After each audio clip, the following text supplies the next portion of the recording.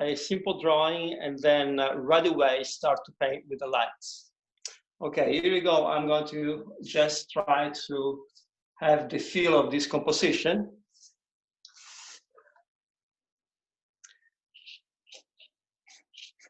And for speeding up the process of this,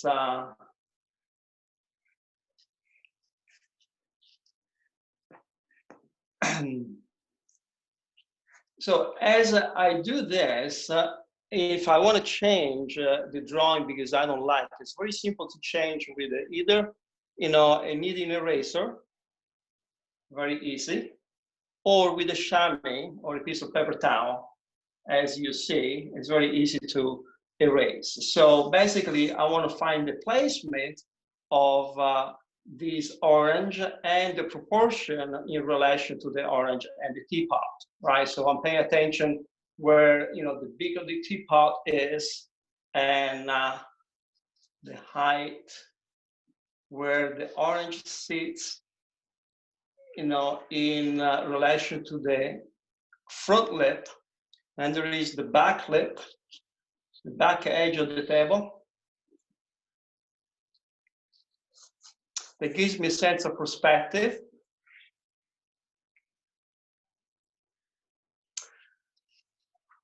Now I have to really pay attention to the heights of the objects and the proportion of each other. So instead to spend all the time a lot of time doing the drawing, I want to just get into the painting right away.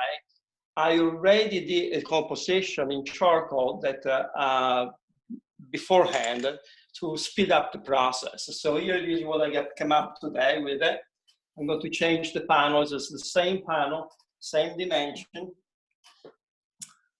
And here we are. So we have, a fairly kind of, simple drawing, but accurate in a way in how the two objects are related to each other in proportion, where they're placed, and also some element of compositional element with this line that probably you don't see it, but I do see it's a backdrop, and these are two different colors are going to be, and this is a little table here, you see it, and this again is the backdrop, right?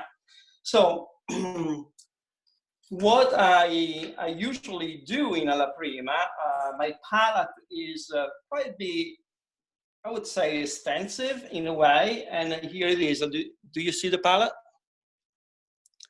Vida, do you see the palette? Yeah, I cannot hear you. Okay. Sorry, yes, we can see it. Yes. Okay, so the palette basically is composed with a prismatic palette, which is a primary color and secondary color over here.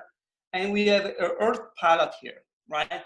The reason that I'm using these kind of, maybe 14, 15 colors is because I want to have a very quick mixture of color because I don't have a lot of time. So I want to accelerate the process of mixing color, but still being very accurate.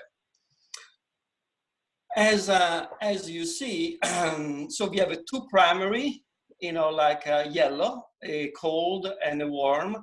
So we have a lemon yellow, cadmium lemon, and we have cadmium yellow, and then we have a cadmium orange, we have a cadmium red light, alizarin crimson, then we have the oxazine purple, ultramarine blue, then do we have viridian and chromium oxide green, then we do have a kind of a greenish amber, then we have raw amber, burnt sienna, Indian red, we have rose sienna and yellow ochre.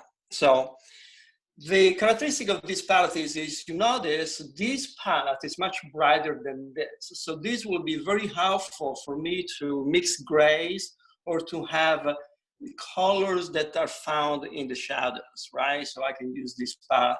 And for the bright colors, I'm going to use this palette. So because I do paint on gray panel, which is gives me middle tone, I have the opportunity to start right away from the light. So basically, I'm going to start from one of the brightest light that I see, and also more intense color, which is the orange part of the orange. So I'm going to lay out this.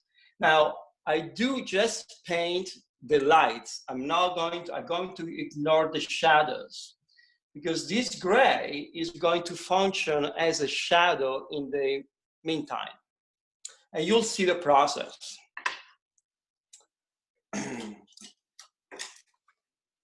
Here we are, big brush, nice and big brush. I don't know if you can see it.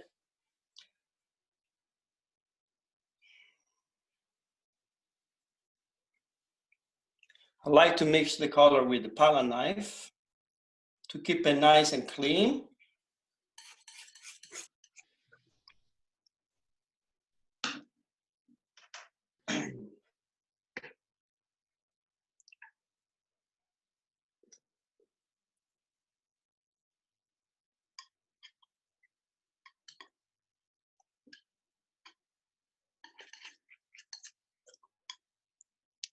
Apply the lights first. Kind of, very careful to respect the drawing that I did before. And nice and thick, so I can cover the gray. And I notice that in somewhere the color changes here. It's a little more yellow, so I pay attention to those changes.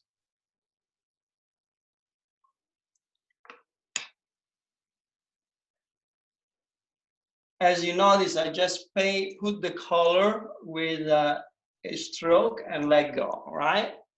So this part is the shadow, and maybe there is a little bit of a transitional color over here. For now, that will be the orange. Now I'm going to paint the other lights.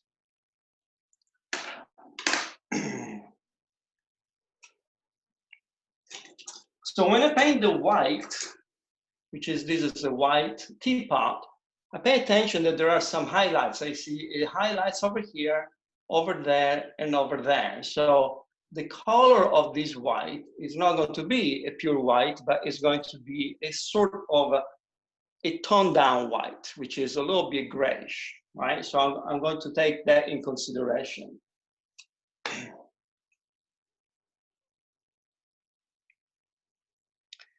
And I have a cool white, so I put a little bit of blue in it.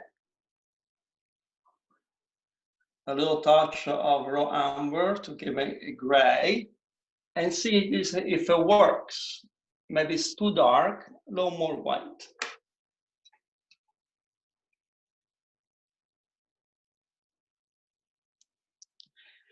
When I mix the color, I usually mix more than what I need, because if I have to correct the drawing later, I still have the colors that I used.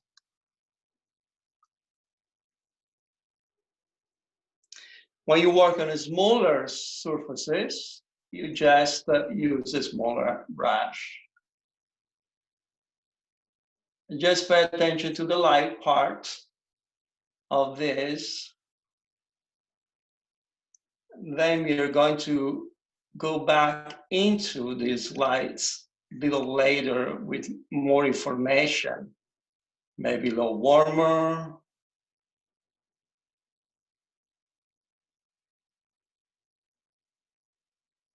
So already we have a sense of light coming from the top, the bow, right? Because I'm going to just paint the surfaces that the light touches.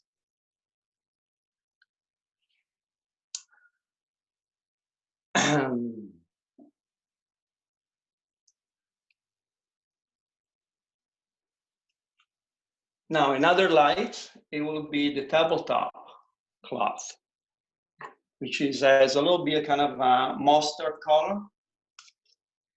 But this value is not as light as this value, or maybe not as bright of this value, and maybe it's not as light of this value, right? So it's a duller color, and it's cooler than this. and warmer than this, right? So like I'm a mustard, I put a little bit of touch of green in it, some raw amber, mix the color, put some white in it, and see what we have. So to test the color, really, I don't know the color until I put on the canvas to see how it relates to the other colors. Because my palette, as you notice, has a brown background, which is different than the gray background. So I'm going to estimate this color and see how it's going to look. When I put this color down, I'm trying to understand the relationship between, there's a little too green, no more yellow. Yeah, let's see if it's going to give me the information that I need. So basically, the reason that I work the light first is because the lights are you're going to give me more information about what I'm going to do about, because are very different from the background. So if I would start to paint a gray, like here, it wouldn't give me enough information. So the most information you can get out of your actions are just to put the color that is most different from this background color. So already we start to have a very sense of light and also a sense of shape. So when I need to work in a small place, I get these small brushes, and very careful to just go inside these little spaces. Now, I feel like that these three relationships are more or less, in the right order. Now, before continuing painting the objects, I want to establish the context where these colors, they exist. And these colors do not exist in this gray, but they exist to that background, which is much warmer than this, and maybe darker than this. So I'm going to mix the background background drop. So for some reason, I don't know if you can see or not from the camera, but this backdrop appears a little bit purplish to me. And so I'm going to put some purple in it and make sure that I put raw amber, because it's a kind of, a purple gray. And now it looks very, very black. I'm going to put a little bit of white and see where it goes. Now, this is an important color because it's going to establish the relationship with the background, which is, we see those colors because that background is that color. So we see the brightness of this orange and the lightness of this white. Hi, Giovanni. Quick request. Can we see you mixing your palette, because we can't quite see it that well? Okay, I don't know. That's great. Can you see better? Yes, much better. Okay. Thank you. No, that's when I need to paint, I have to move it. So here we are. Try this color. I say, you can see the color when I'm applying it, the real color, because on this background it looks different because I have a wood palette.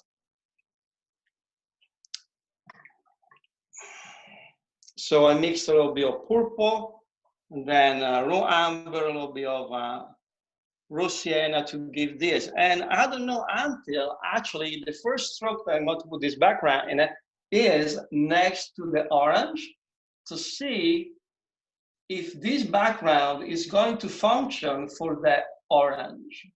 If it's going to give me the brightness of the orange. I think it's okay. Now I'm going to test it on the white and see. I want to see if this color is going to work or not. And then I'm going to also apply next to that cloth. Then I'm going to get up, look from a distance, and say, maybe it's a little too purple, right? I already see it's a little too purple. So maybe I can put more raw sienna to make it less purple.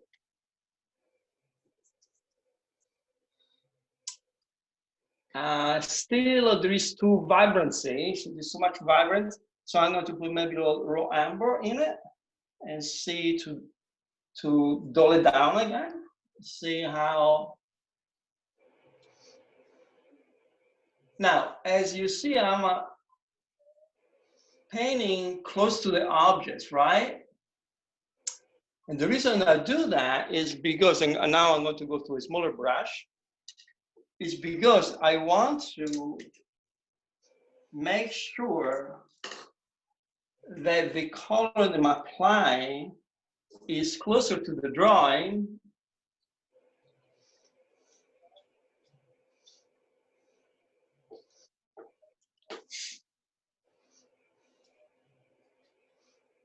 because it's much easier if I have to remix this color. If I run out of this color, and if I have to remix it, if I don't get the same color, it's much easier to blend it up here than here. You'll see. So I'm going to go make sure that I have enough color to go around these objects because it seems like it's a very even color from here. There is not much light on that background.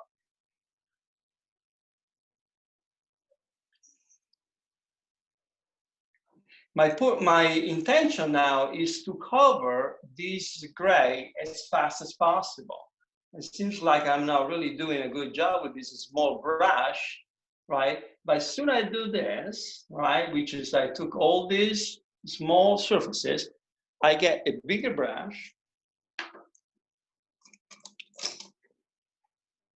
a little bit of liquid to make it more fluid, and then I start to spread it out very quickly. You see, now I don't have to be careful too much to go closer or to, you know, what do you say, interfere with the drawings, and very quickly I can cover this space. So now the color that we had before, that they were surrounded by the gray, and now they're surrounded by this kind of, you know, grayish purple, they change meaning. And you can see that we have more space. These are more closer to us. The background goes even back farther. So make sure that I cover more or less everything here. Now, this is the first. Now, in alla prima, it's what we are going to shoot for is to experiment for the composition, for experiment to look for some color harmony and value harmonies like tones and see what we can get. It's a very spontaneous technique. It's a technique in which is we are not going to achieve a high finish on this technique, but we are going to actually study and explore the possibility of intensity of colors, dullness of colors, and values. You know, what these things they can do together, how they can create light in space. So that's what I do usually, you know, all the time with my own work and painting. You know, if you're not familiar with my work, maybe you can find my website or Facebook or Instagram. You know, I post continuously my work over there. So the reason that I have this line, I have this going to be a little different color than this, is to create more movement into the composition. So I'm going to take that. And it's a white wall, but it's more or less with less light. So it's going to be a kind of a white, a gray, that's it. And this gray is supposed to recede and supposed to create Now, I think this is too light, so I can make it a little bit darker. And now pay attention of the temperature of this. Here we are. Maybe a little bit darker with raw amber. I don't know if you can see. Raw amber makes beautiful gray with white, a warm gray, basically. Let's try to, here we are. So now we are going to paint this cloth and a little cabinet underneath there before we are going to address the object.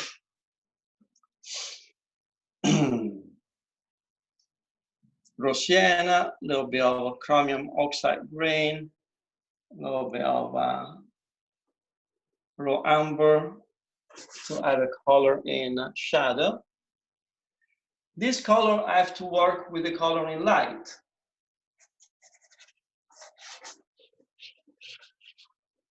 So it's kind of greenish cloth that I have, a kind of dull green cloth, right?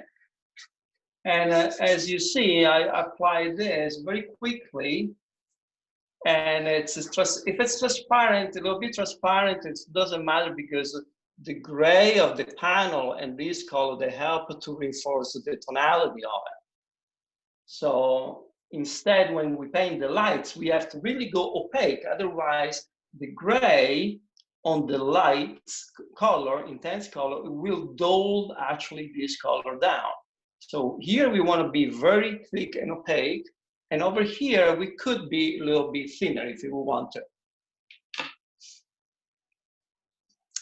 The cabinet is darker than this. It's still green, but it's a cool green. It's a kind of bluish green and have to be dulled down, of course, with a little touch of red. Maybe I'll use this dark red, a little cooler. And see, it's a little too much of blue. And see, the important thing is that it's dark, a little too colorful. I'm going to dull it down again. And we have another element in our composition. So we have many different fields that makes us our composition more complex. So we have 1, 2, 3, 4, 5, and then the fields of the still life. So already we have a sense of light and also a sense of space and also a sense of color. You know, we have, oh, that's an orange, that's, you know, green, and so forth.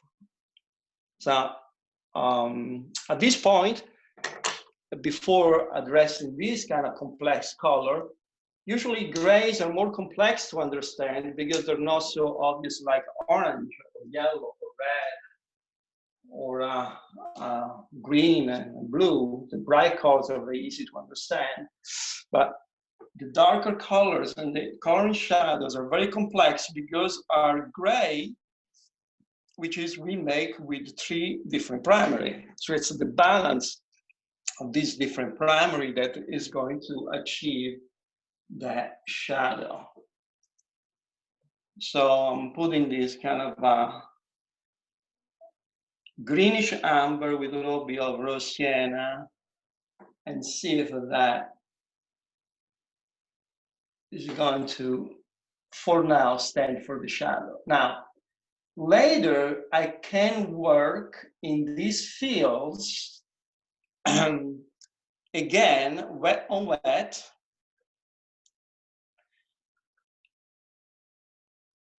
without making this color dirty. So basically, we have to be very kind of careful and intentional to do what we're doing. Sometimes we have to simplify what we see in order to have a stronger impact of light. So sometimes we don't want to put too many reflected light into the shadows as we have here. So this is more or less, this technique is more considered to to do a sketch for study a full composition with colors and value and everything else. And sometimes if you get very experienced, you can push it to a more higher finish level within 2 or 3 hours. So I'm going to, as I said before, my intention is to cover the whole panel. So now I'm going to address this color and this value itself. So usually orange, to make the orange in shadow, is orange and blue, which is blue is the complementary color of orange.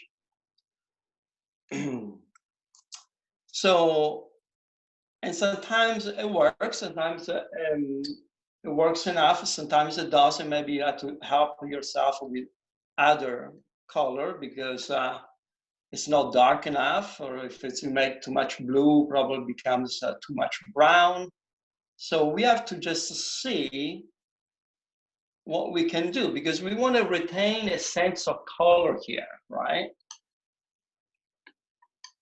So let's see if this value will satisfy the darkness of the shadow, right? And still maintaining some color. Right. I'm going to use this brush.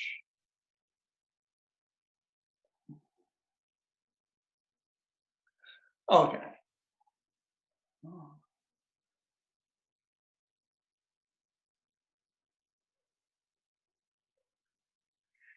I feel like it's start to get a little too much brown in it, and I lost a little bit of sense of orange in it. So what I'm going to do, I'm going to mix a little bit of red in it to be able to see if it can regain the sense of the orange in the shadow, right?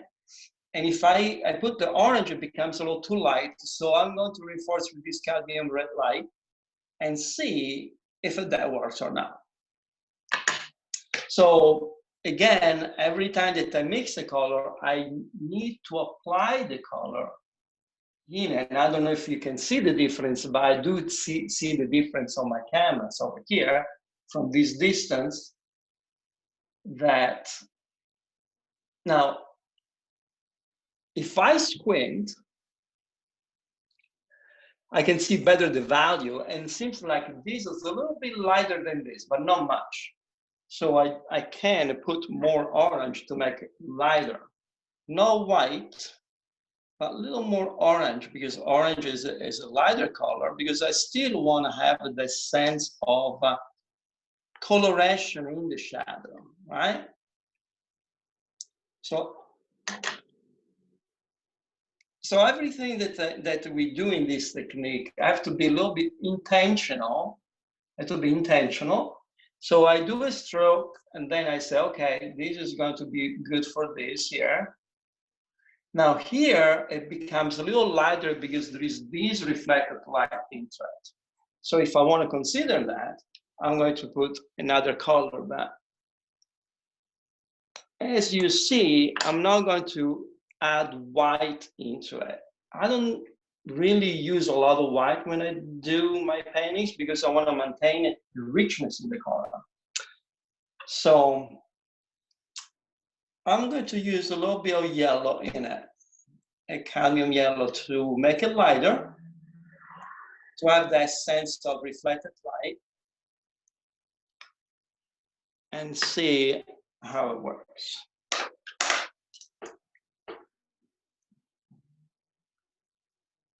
And for that agrees,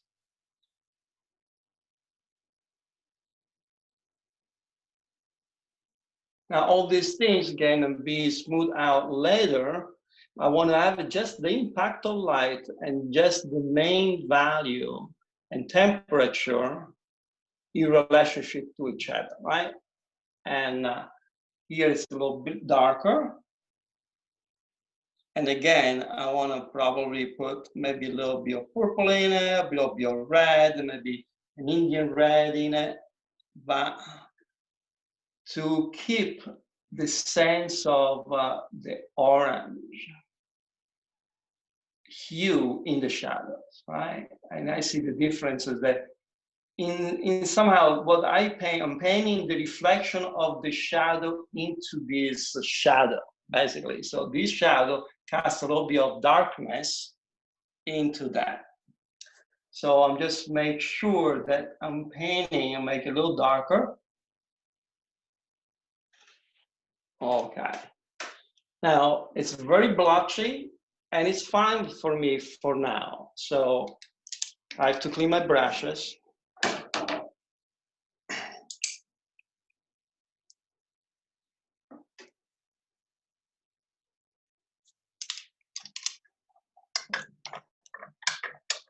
So I have terpenoid over here in this jar.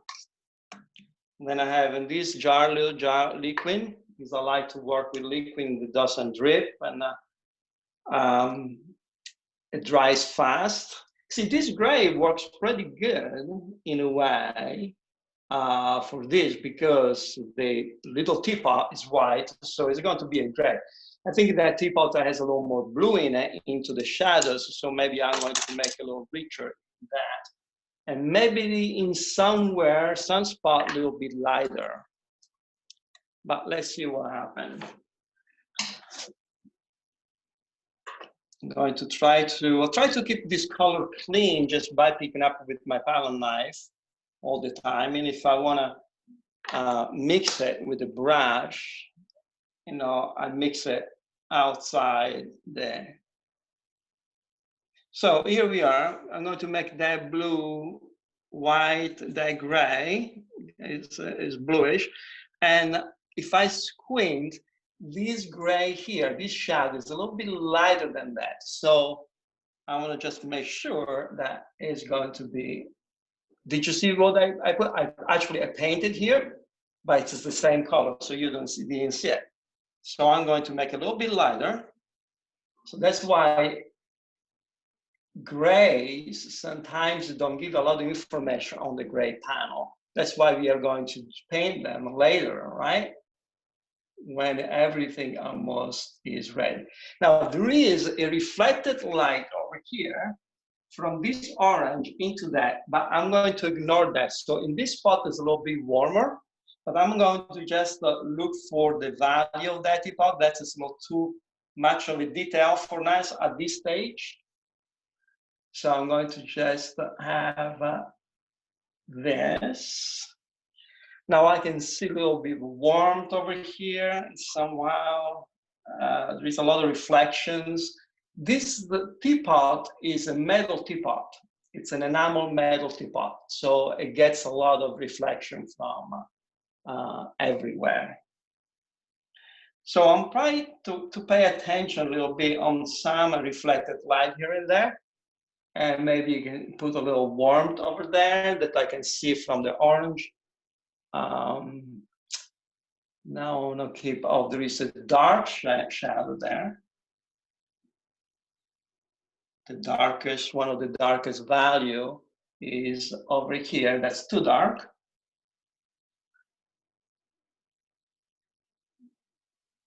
Like it's kind of me, talking and painting is not something that I do easily, because when I do paint, I really concentrate and I get lost in what I do. So for me, it's a kind of a little challenge, but I'll try to make my best here. Doing a great job, Giovanni. And I hope this is going to be useful for you guys. So to be able to paint something that at home, you want a very simple objects. So for me, what I am interested is in the light and space. So the object that they can be anything, that doesn't have to be a very special object, so beautiful. They can be really anything.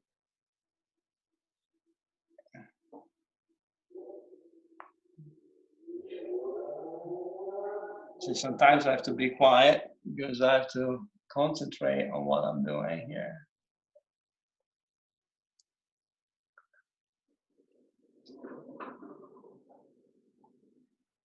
The beauty of this technique is even though you put these kind of strokes that they seems like are not connecting with each other, but all at once, sometimes when you cover everything, things that come together, right?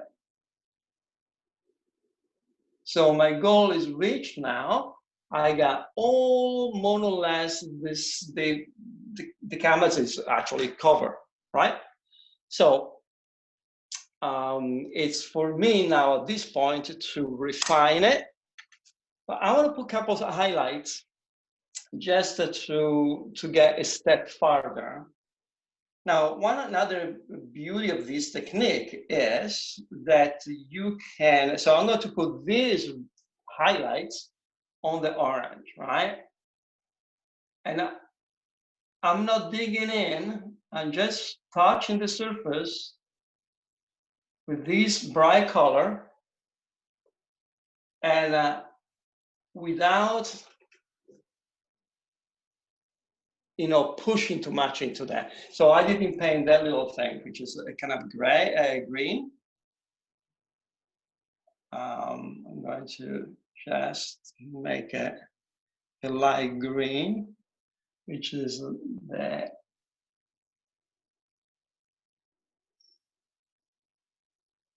orange.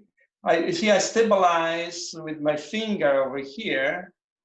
And sometimes if you need to really stabilize your hand, I have this little stick, or if you don't have the stick, you could use a long brush, right? You can put like this, you can really control your hand very much. So in this case, and in the middle of this kind of light, there is a little bit of shadow there, right? It gave me the little, how you say, the center where the orange was attached to the plant. Okay, still I missed a little bit of a line here. Okay, now I wanna, they look a little funny, these highlights, right? So I can eliminate them, some of them, and leave some of them in it. So this is the kind of an interpretation of what I see. It's not really exact copy of reality. Now, I would like also to acknowledge the highlights on that lid. Remember that I had to make this lid a little darker than the white because I needed space to make this highlight. And the highlight had to be very thick. Cadmium lemon and white.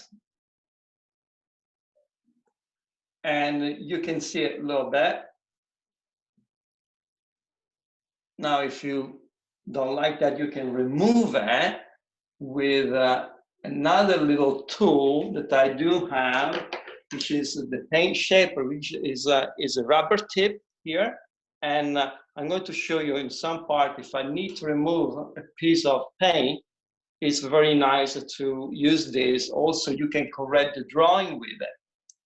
So in this case, just, so when everything is in place, I have a better idea how to continue this painting. And that is what I can refine the transition between colors with a soft brush and a clean brush. Let's see if I can find it. But let's say, see this transition here, over here is very abrupt. And I can, if I decide to make it a little softer. Just, you know, a very soft brush, because these are too wet on wet, I can actually, I like to stabilize myself. I can just feather this to make a softer line. So it kind of a easy transition, a more kind of, you know, a transition that I can see in real life. Now, this is a small brush, and with a bigger brush, if I can find a soft brush, let's see, I can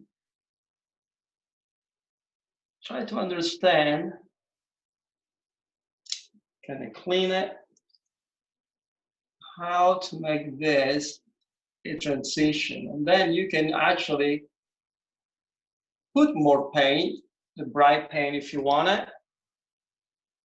Now I'm using my fingers to make this transition.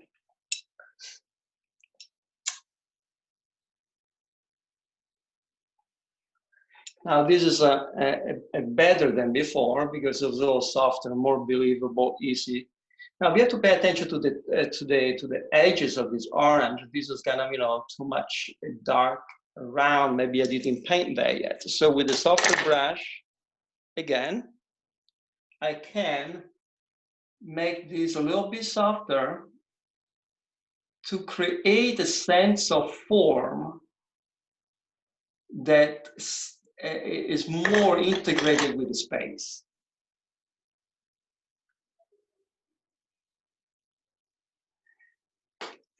And this is a softer edge than this. This is a very harsh edge from where I see it.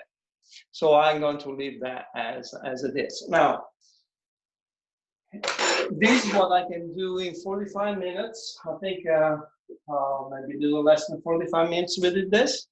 But I was able to achieve, cover everything, and also to have a sense of light and space. In fact, now if I get up and I see what I'm doing from a distance, I feel that that's a good start, right? Now, 45 minutes are not too bad. Now I can keep going and work more to refine it. Now, because we don't have that time for this demonstration, what I did today, I don't know if you guys can hear me while I'm moving. What I did today, I made another painting, but in 2.5 hours. And so it's the same composition, maybe more or less. And this is what I got out in 2.5 hours. So I had more time to actually, you know, have this transition work out a little better, understand these more highlights and understanding the form of that. But if you compare the two, I don't mind this either. You know, this is more spontaneous, this is less tight, is more, you say, immediate. And this is a more kind of, you know, observed. But when you can really get to the point to be familiar with this technique, you can actually achieve a higher finish in your painting. So I don't know if you're ready for questions, but That's great. Yeah, we have a bunch of questions here for you, Giovanni. Yes. Thank you so much for the demo. That was fascinating. Question from Diane. Is the technique only for oil paints, or is it possible to do with acrylics and other media? Well, alla prima means one sitting. So what does it mean? One sitting is that that you can do in any kind of medium. It doesn't matter. But the importance of one sitting is that in that sitting, in those 3 hours or 2 hours that you apply yourself, is can I? Yeah, you can turn the camera. Yeah. Okay, thank you. Okay, let me put it on myself with the light in front of me instead of back, because otherwise, you guys see me? Okay. Yeah, that's great. It's a tool. So this technique, what is important is to capture the moment that exists in you while you're doing a painting. You know, that moment is an hour, 2 hours, 3 hours. But in that moment, you develop feelings and you develop relationships about what you see. And that's what is important for this technique. You know, the medium, it can be any medium. I think it can be you know, acrylic, watercolors, tempera, and so forth. So. Okay, great. A question from Frank. Do you buy panels in gray or do you prepare them? No, I do prepare them. They do sell a gray gesso, Liquidex makes it, and it's very inexpensive. You can buy a Blix, and or you can make your own gray gesso with gesso and black acrylic, if you like. But I prefer to prepare my panels because I can control the texture of the panel itself and the quality. Okay. Do you use paint out of the tube or with medium?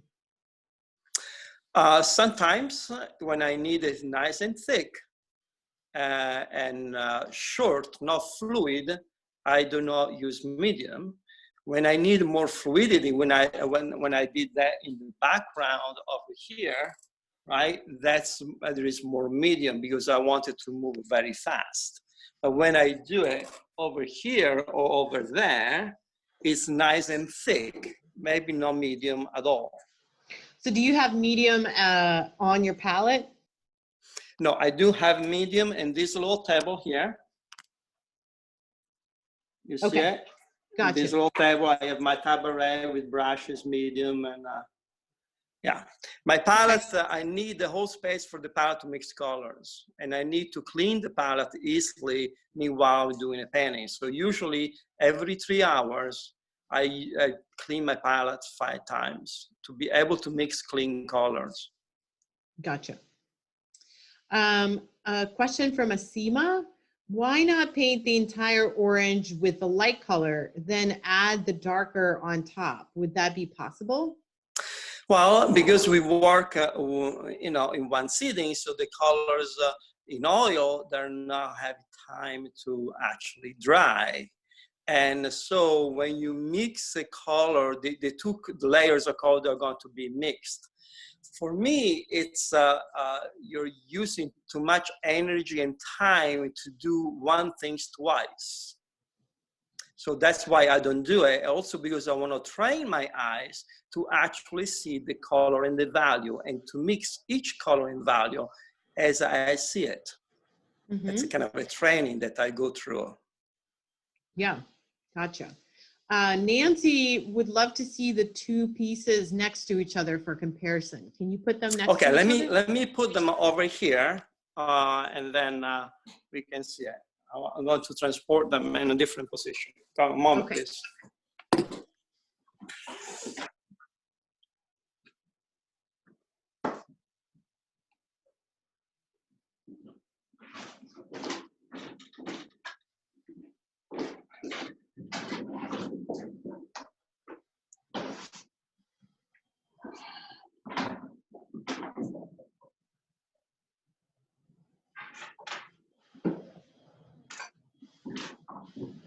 Okay, let me flip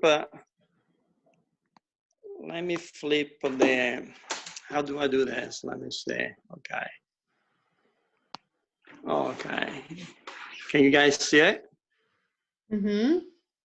What a difference.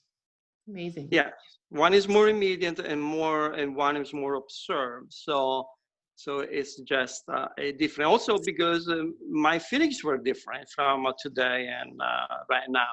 Also because right now I was talking and today I wasn't. And plus one is 45 minutes, the one I did right now, and the other one is a 2 hours and a half, right? Mm-hmm. Yeah. So one David, has more, yes, go ahead. No, you go ahead, you finish. No, one has more stark contrast. And also these objects are a little smaller than this, actually.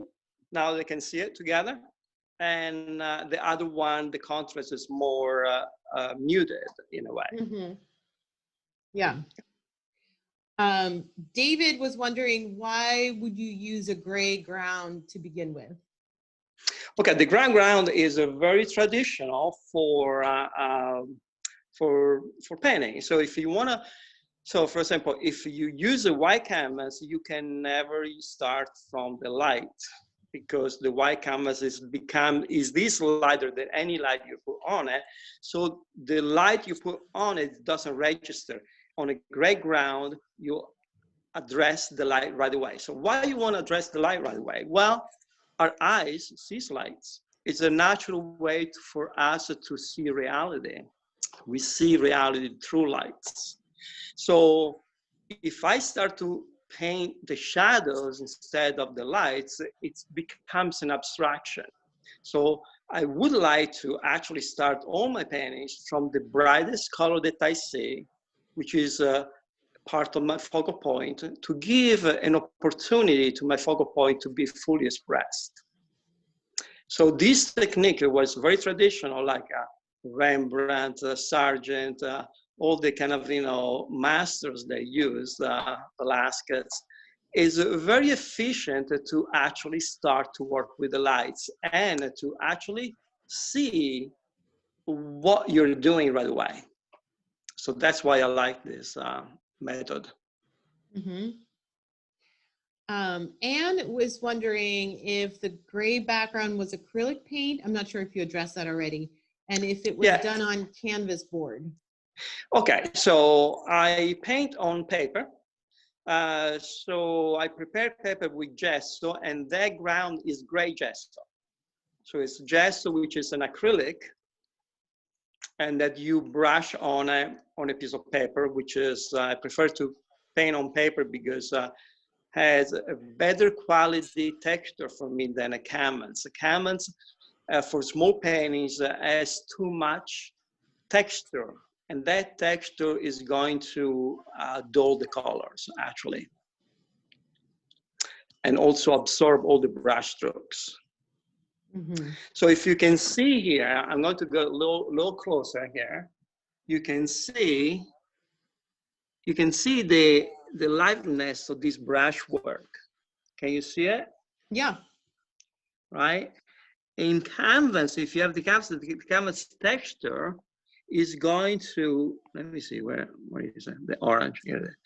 Canvas texture is going to absorb all those strokes because it's too thick. So it's too much present. Now, in a larger work that you're building up in multiple sittings, the canvas maybe it's more appropriate, but for small work and one sitting, I suggest smooth panels. Gotcha. Okay, we have time for maybe just 2 more questions. One question is, what size are these paintings specifically? Okay, we can measure it right now because I do have a tape measure. Let me see. Now then, I have to put this. Okay, I'm going to. It's 11 by 12, 11 high by 12 wide. Yeah, they're not too big. Yeah. But because the objects are big, they look big. Uh-huh. Yeah, they take up a lot of the space. Yeah. The last question's from Anne, and the question is, how do you frame the paintings? How do you frame your paintings? I make my own frames. So I frame them. I'm going to show you. Can I go around a little bit? Sure. I'm going to show. I make my own frames, and I frame them like this. So if you don't have those kind of frames, you can bring it to a frame shop, and no glass, basically, because on oil you don't need glass. But that's it's a wood frame that you can buy at Blix. They sell pre-cut frames already assembled for standard sizes, and that's easy to do if you want to. But oil doesn't need to be glassed. Yeah. Wonderful. All right. I think it's 7:30. We're going to call it a night. Thank you so much, Giovanni, for this amazing demonstration. That was so much fun. It was great to see so many familiar faces. Well, thank you very much. Yeah, absolutely. And I just wanted to let you guys know that in the chat box, you can find links to help us and support us if you want to donate, as well as links to renew your membership. And my information in case you want to give us some feedback about tonight, any pointers about future Fleisher from a Distance, feel free to drop me a line. All right, thank you everybody. And well, thank you very much. Everybody stay safe and keep painting. Nice, thanks Giovanni, good night. Have a Bye-bye. good night. Good night. Bye. Bye.